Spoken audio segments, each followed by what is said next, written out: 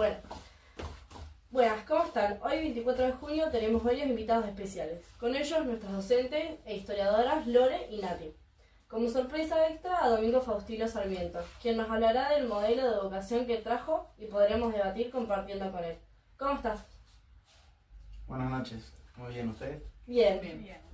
Qué lindo recibirlo acá. Lo que te queríamos preguntar como inicio es ¿qué nos podrías contar como experiencia sobre tus viajes y el modelo educativo que nos traes? Bueno, durante mi viaje por Europa y luego por Estados Unidos pude analizar o ver, pude analizar y me atrajo los sistemas educativos que tenían ellos, que eran mucho más avanzados que nuestro pueblo.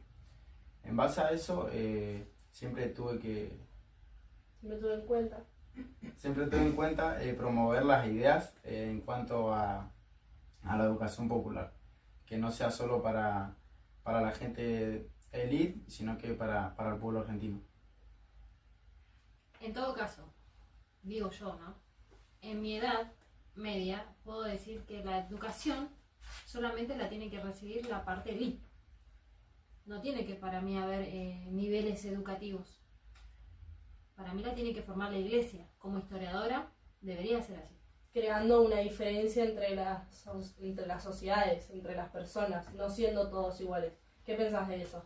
Yo sobre eso estoy en contra, ya que creo en los niveles de la educación y para mí es fundamental el primario o la primaria, y estoy en contra de que solo la elite tenga la educación, ya que para mí tiene que ser para todos, para que la sociedad avance y formar a las personas laboralmente o de estudio. Ok, y contame Nati, ¿cuál es el papel de lo que estamos hablando de la iglesia en la educación durante la Edad Media? Vos que sabes realmente, ¿nos podrías contar con hechos y demás? La Iglesia Católica tenía un papel central en la educación, ya que controlaban a las escuelas, a las universidades, y enseñaba principalmente religión, también escrituras, otras disciplinas como la gramática, la retórica, entre otras. También formaba a los futuros líderes religiosos y a los funcionarios reales.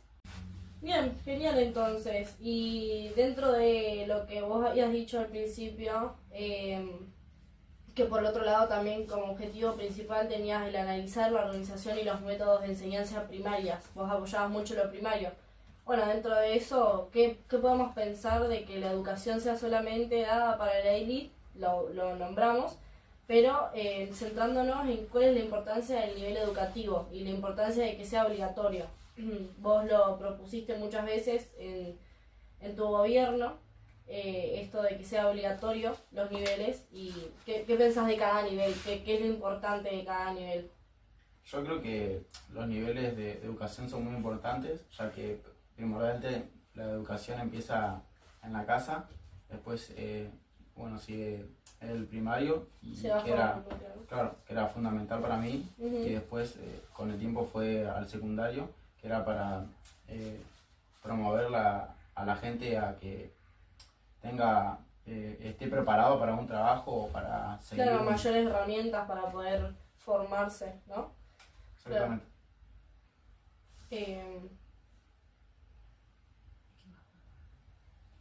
Dentro de lo primario, del primario, ¿también considerás que la educación dentro del jardín es importante? ¿Cómo es? Quinto. En sala de 5 se propuso hace pocos años. ¿Qué pensás de eso? Yo estoy a favor, ya que siento que la educación tiene distintos procesos en el cual en las edades se tiene que pasar para ir formándote en base a tu edad o tu crecimiento. Claro, lo que yo pienso es muy parecido a lo que él opina, que es eso de que la sala de 5 nos prepara para poder tener una mejor iniciativa dentro del primario, que el primario nos va a enseñar para la universidad y la universidad para una carrera y más especializada. Pero creo que todo depende así como de un enganche, un enlace de lo que viene antes. Eso de la sala de 5 nos enseña mucho el tema de las formas, de los colores, de poder prestar atención a un profesor, de compartir esto en la sociedad también. El primario nos reayuda en esto de la convivencia dentro de la sociedad, cómo manejarnos, lo moral, lo ético, que es lo que primero se habla. Ya en el secundario creo que se trabaja mucho más en lo filosófico, en lo dado en la historia. En formar ideas. En formar ideas, en formar un pensamiento propio. Creo que lo que vos planteaste durante mucho tiempo era eso, pensamientos propios, ideas, poder que cada uno tenga una voz propia. También ha sacado muchas reformas con eso, ¿no? Sí, exactamente. Yo, en base a lo que te expliqué de los procesos, era promover esa idea, digamos, en cierto punto para que una persona siempre esté involucrada en la sociedad, digamos, que no esté aparte por épocas anteriores en el cual era pasaba lo del alfabeto, lo de tener poca educación, lo de, por ejemplo, lo que estamos hablando de la elite, que solo ellos podían tener esa educación y entender de la sociedad. Entonces usted está promoviendo la alfabetización. Exactamente. Entonces, si vamos a ese caso, podemos formar profesores. ¿Usted puede traer para formar profesores entonces? Bueno, en cuanto a mi viaje, una de las primeras ideas que se me ocurrió fue traer profesores del exterior, ya que venían en una educación más avanzada que nuestro pueblo, y eso creo que en ese momento influyó. Bueno, y dentro alguna de las historiadoras reconocidas podría decirme del sistema educativo durante la Edad Media, qué características tenía y demás. Lore, ¿tenés la palabra? Iba a hacer una pregunta abierta a la enseñanza de los profesores de educación física. Okay. La importancia que tiene el profesor también de educación física. ¿Qué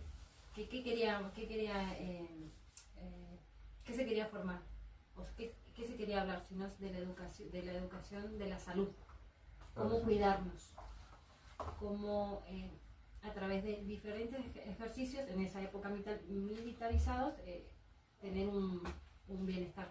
Claro, sí, o sea... Sí, creo para algo cotidiano más que nada. Eso de ese pensamiento militar, había muchas disputas entre los países y demás, y siempre se veía esa visión en donde todos estén preparados para tal cosa, en donde sí, era como una... No sé si lo que hoy en día es de como algo pedagógico o como algo para poder, no solamente salud y bienestar, ya sea físico o mental, sino como una preparación para algo, como prepararlos desde chicos para que entiendan que su cuerpo iba a ser, no sé, usado, ¿no? Sí, de que iba a tener un fin. Claro, exactamente, o sea, explicando sobre eso, o sea, entender que para bueno, el proceso de la educación física es muy importante, ya que es algo fundamental de nosotros para en el caso de lo de la militancia, ¿sí? de la militancia, estar preparado y no... Claro, en esa época el profesor de educación física era muy, por así decirlo, más inicial. Claro. Era todo inicial. Hoy en día tenemos una educación física más avanzada, que ya va desde lo que comes hasta el descanso. En esa época eran solo ejercicios militares. Claro, te enseñan como más hábitos, Claro, hábitos saludables. Exactamente, era como, se basaba en Era eso. todo más riguroso, más... Sí. Era estricto, la enseñanza también en esa época era estricta. Claro, y tenía muy poca información en ese momento sobre lo que era la educación física en sí, a lo que pasa ahora, que evoluciona un montón. Sí, o sea, como retomo lo que decía antes, como que iba mucho más a lo físico, a lo estricto, a, como vos decís, a un pensamiento militar también. En esa época, por lo que yo tengo entendido, había muchas guerras, muchas disputas, muchas tomas de poder todo el tiempo, militares, bueno, cuando se volvía un gobernador del pueblo, sí, en muchas partes del mundo. Entonces Argentina siempre fue como preparado para eso, ha tenido un montón de situaciones en donde hemos tenido que poner cuerpo a cuerpo, y era como visto, educación física era como visto para eso. Hoy en día es totalmente diferente, hoy en día es inclusión, es pedagógico, es formado en la sensibilidad de los niños. Psicológico, hay mucha psicología hoy en día en la educación física. En el enseñar al nene a moverse, o enseñar al adolescente a entender su cuerpo. Claro, y había muchas más herramientas, ahora hay muchas más herramientas de cómo hacer eso. Pues antes creo que era mucho más brusco, mucho más seco, frío. Ahora es como que se buscan muchas más herramientas.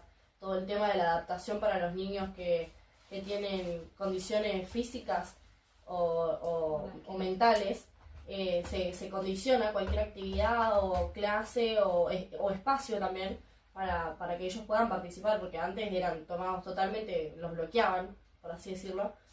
No eran tomados. No, antes era más que nada para... El castigo como para, físico era claro, igual, para, era como para servir al también país solamente, no para cuidar de su cuerpo, de su mentalidad o de su psicología, sino era para servir al país y para que ponerle sea, no sé, un Sí. ámbito laboral más que nada. Claro, en esa época la preparación física tenía un fin, era, en este caso, prepararlos para una guerra Ujú.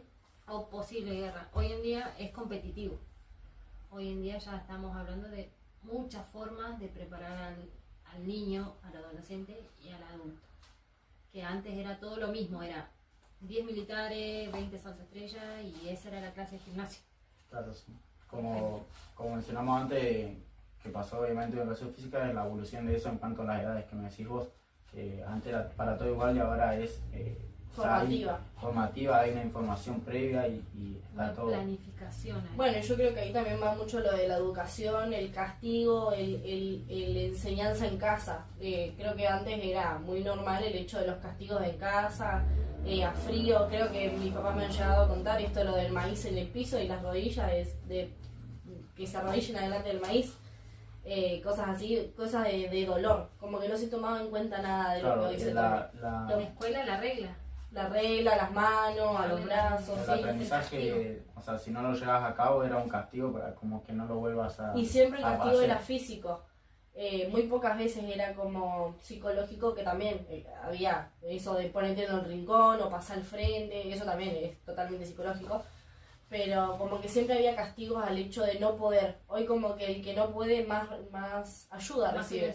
se le incentiva más al Claro, al- o se adapta, como decía, el tema de el caso de educación física o cualquier otra materia, se adaptaba a horas extra o no sé, un acompañante, hay ahora acompañantes terapéuticos y demás, entonces como se ha cambiado mucho de lo que usted presentaba como modelo educativo a lo que hoy es todo lo que es acompañado en la educación, también todo lo intrafamiliar.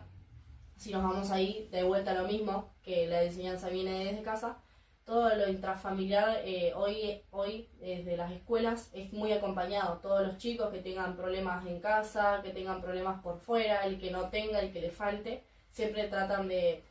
Ahora por lo menos hay un equipo, que es el de gabinete, con psicopedagogo, trabajador social.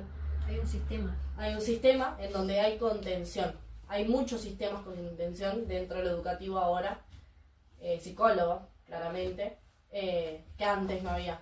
Y eso es porque creo que usted presentó un sistema educativo muy, muy básico, en lo que eso fue generando y viendo dónde tapar hoy en día situaciones para que los niños puedan ir siendo formados mejor, creo yo. Claro, sí, o sea, los primeros pasos de la educación sí, siento que fueron... En lo que eso fue generando y viendo dónde tapar hoy en día situaciones para que los niños puedan ir siendo formados mejor, creo yo. Claro, sí, o sea, los primeros pasos de la educación sí, siento que fueron muy básicos, pero también entiendo que es de un comienzo para lo que yo buscaba, Sí. que era una evolución. Sí, totalmente, traerlo desde afuera y poder implantarlo en un país nuevo, siendo que recién nos estábamos formando, que estábamos teniendo complicaciones dentro, porque no mucho tiempo después, creo que 30, 40 años después, vino la dictadura militar, tuvimos muchos pasos de gobernadores y demás, entonces sí, o sea, Argentina recién se estaba empezando a armar dentro de lo educativo y dentro de un pensamiento puesto. Un Estado-nación formándose. Exactamente. Bueno, con esto damos cierre a esta entrevista y les agradecemos por escuchar. Nos vemos.